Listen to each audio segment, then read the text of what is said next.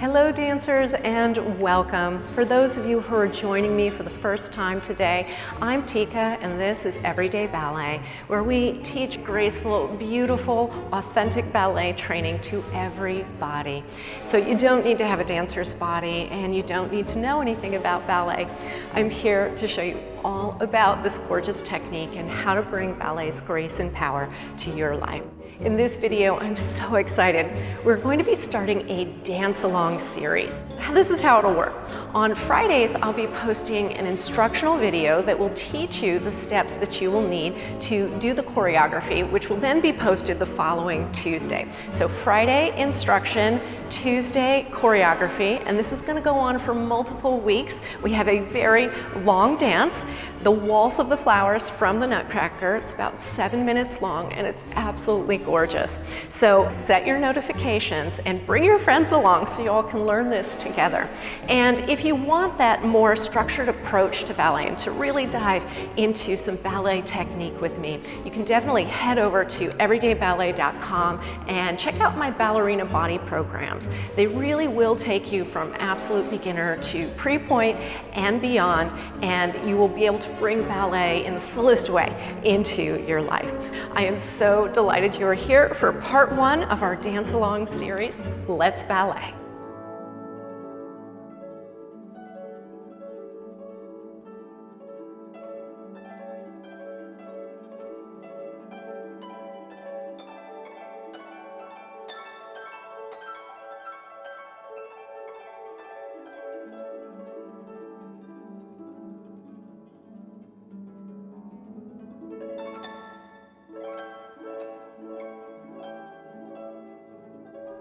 Whenever we start a dance in ballet, we usually start in a preparation position.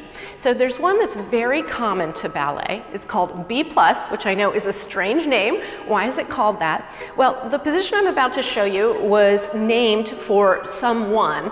It actually did not have a name, and she saw that everybody was using it all the time, so she decided to call it B after her name, which was Barbara. And I can't pronounce her last name, so I won't even try. But her name was Barbara, so she called it B, but you can't call a step B, so she was trying to figure out what she could add to it to make it more official and something that wasn't just B. So she called it B+. All right, so that is the origin of this preparation position. But for our purposes, what we're going to do is we're going to take the heels together, the toes gently apart in first position. Now, to do a B+, you are going to take one leg, doesn't matter which, but let's just assume that I'm your mirror image here. You're going to take one leg and you're going to put it behind. You can put the ball of the foot down. This is a little bit of an easier position for B+. The knees are together, the heels are tucking forward, and I'm going to turn to the side so that you can see. Make sure that you're not out on the pinky toe. You want that heel tucking towards the standing leg. So you're going to be on the big toe. Now, an official B+ is going to be with the toes pointed like this. But if that feels unstable for you, feel perfectly free to do it on the ball of the foot. So our options here are to do it on the ball of the foot or with a pointed toe. So this is B+, and of course you can do it one side or the other. And it's kind of like a kickstand on a bicycle. It should feel fairly stable. So if you're feeling wobbly, just make sure to put the ball of the foot down. So this is generally a position that we start out in ballet all the time.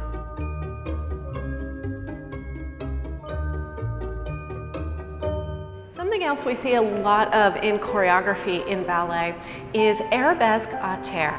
Now, arabesque atter, arabesque. Arabesque is a quintessential position in ballet. You've definitely seen one. It describes the leg being behind, and then the arm is usually somewhere out in front, but that's not always the case. But the leg is behind the head, basically. And atter means on the ground. Terre is ground or earth in French. So we're going to be extending the leg behind us on the ground. Now, I know that that sounds a little bit scary, but it's actually very close to the B+ that you already know. So when you do the arabesque atter, you're going to bend the knees and you're going to step. And when you step, try to step with the foot a little bit turned out. So when you step, instead of stepping like this, see if you can step just a little bit with the toes turning out and the heel forward. Don't try to do it too much because that'll make you feel wobbly. So I'm going to turn to the side so that you can see. So from a first position, you can just take a little step, tiny step, bend the knees, and now you're going to push the back toe and the back knee straight, just like that. What's important here is not only the finish of the step, but the transition. So something I say to all of my students is that you really want to carry your posture. So as you move the legs, see if you can lift up through the area below the navel. Just a light hugging feeling and a lift through the spine. When you do this, you keep the back tall and the pelvis right over the feet instead of sticking out. You will find that you feel more stable. And you can either go to the ball of the foot, or you can go all the way to the pointed toe. And you can have some weight on there, but hopefully you're not between the legs. You really want to be standing mostly on that front leg. So let's try it to the other side. Just starting from a first position, we're going to take a tiny step. We're going to bend the knees with a tall spine, and now we're going to push the back foot, and we either come to the ball or we point the toe. Good. Let's try one more time. So we do a little step, a bend, not letting the butt go out, keeping it right underneath us, and then we push the back leg, and then you can reach for the toes or you can stay on the ball. Fantastic.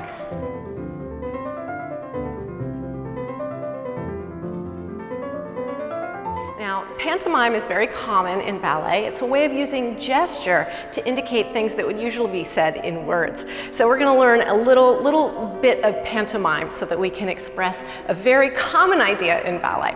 So to start, just place your heels together, toes gently apart in first position. Lift up beautifully through your posture.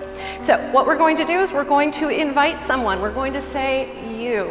Now, when you invite, you want to have that open palm, that open heart, and you want to be really communicating. So it's a feeling of intention and direction and invitation. So you say you, and then you do it to the other side, you, and then you say here.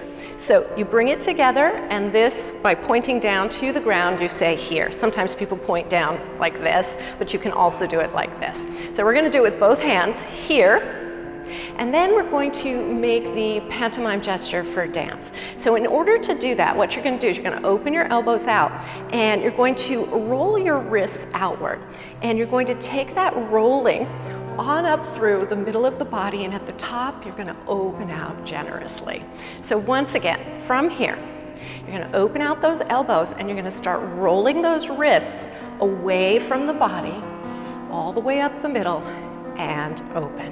That is the gesture for dance. And of course, as you're doing that, you should have a big smile on your face, because dance is a fundamental expression of joy. So as you say dance, it's almost like your whole excitement is building through your own body. So let's go over that once again. We say you. Make sure that the palm is in front of you and your heart is facing that inviting palm. Okay, so you.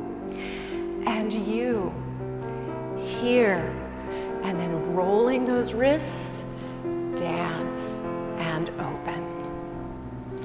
Excellent.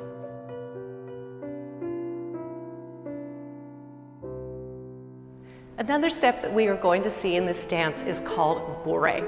Now, bourrée is a step that is done all the time in ballet. It's a transportation step, but what I like is the meaning. So in French, bourrée actually means drunk. It means loaded, and it also means tightly packed, packed together.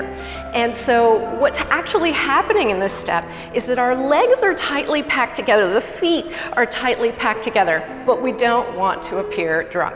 So let's go over what we're going to think about. As you can see, I have a bar here. You can always face a countertop, a dresser, or use the back of a chair. Doesn't really matter. So the way we're going to start is in a gentle first position, heels together, toes gently apart. Imagine that I am your mirror image here. You're going to place your hands on your support. So in order to get our feet and legs tightly packed together, we're going to take one leg, just step it in front. Now, right here, you're going to rise up on the balls of the feet and then bring the legs close together. Ideally, you want from the front to see one ball and two heels. Now, that may not be possible for you, and that's okay. Just bring the legs as close together as possible. Now, a bourrée is actually a tiny stepping motion going from one foot to the other. It is a feeling of going down, down, down into the floor, so pressing down, down, down as the posture lifts up. And I'm going to turn to the side so you can see. See how tightly packed together the legs are there?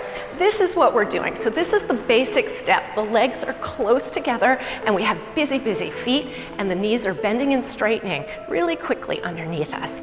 Okay, so that is our basic step. But remember, I said this is a transportation step. So we use this step to move across the floor. So how does that work? Well, from this little tight pack, what you're going to do is if you want to move to the side, you want to lead with the back foot. So see if you can let that foot do a little step, step, step, step. You see those little tiny steps? That's what we're after here.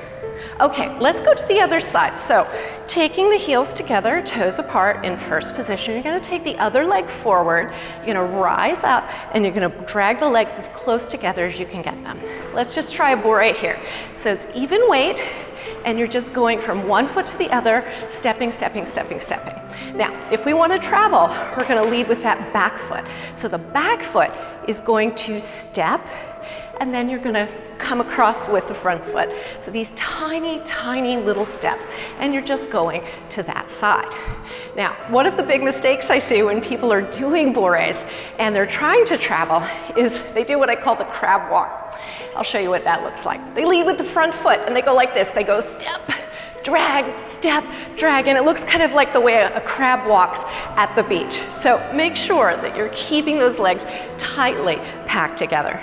Now, we can move side to side, but we can also move forward and backwards. So I'm going to show you what that looks like, and you can always turn and do this with me. So if you turn so that you have one hand on your bar, you take your foot to the front, you rise up, and you bring those legs nice and close together. You can start your bourrée here. And starting your bourrée here, what you want to think of is you want to think of the back foot pressing forward. You see how closely the feet are staying together here? That's what we're after. Let's try the other side. So from first, you can turn the other way, place the foot forward, bring the feet together, and then see if you can use the back foot to push the front foot. Again, we don't want to do a step out and bring it in, step out, bring it in. It is the back foot that is pressing. And if you want to go backwards, just remember to keep, it's almost like you have a band around your knees and the knees are staying close, close, close together, like you had a little, in fact, sometimes I'll do this in the studio. I'll put a little elastic band right around just under the knees, and that helps people to feel the closeness of those calves and those legs. So that is a step to definitely practice. We're going to be seeing that a lot in this dance. So practice all of those steps and gestures, and I will see you back here in just a few more days. I'm so excited to teach you the choreography, and be sure, if you like this video, like, subscribe, share, and bring a friend so they can do this dance with you. As always, a great pleasure, a great joy to share ballet with you. Until next time, happy dancing.